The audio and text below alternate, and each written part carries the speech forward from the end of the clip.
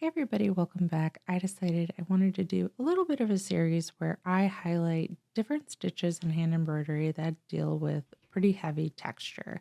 So today I'm going to begin with turkey work or turkey stitch.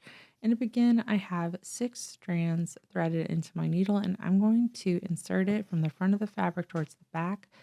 But I'm going to make sure I leave this little bit of a tail that I'm going to secure with my thumb. And then I'm going to backstitch over it so that it stays in place. That's going to be my first stitch in the turkey work process because it definitely is a process. This is a pretty labor intensive stitch. So now we're going to work a little bit next to that stitch and we're going to create a loop that we're not going to pull all the way through. So pull your needle up and then we're going to insert it back down to create the loop.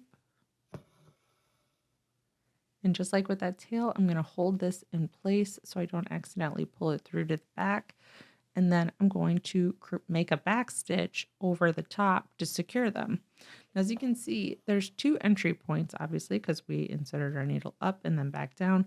You really only have to go over the entry point on the right. You don't have to necessarily go over the left one. But I sometimes like to, just to make things a little bit more secure, but also that'll allow the loops to lay a little bit flatter. If you wanted your loops to be able to stand straight up, you would want to just go and secure the strand on the right side.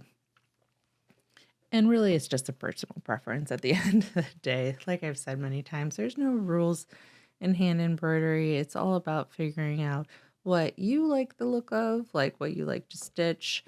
And this is just how I like to do it. Personally, I've done it both ways, and I don't really see too big of a difference that I like really feel the need to stress out about it too much. But some people do. So if you're one of those people, just keep it consistent for yourself and, you know, stitch on. What can you say? So turkey work is one of these stitches that we are going to work it in rows.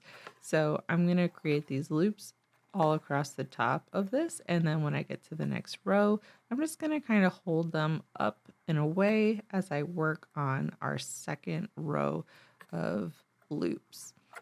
So we're going to continue to secure and make these loops until we have this entire box filled up, which is why I said that this can be a labor intensive stitch because it is a lot of work, but there is a really nice payoff at the end.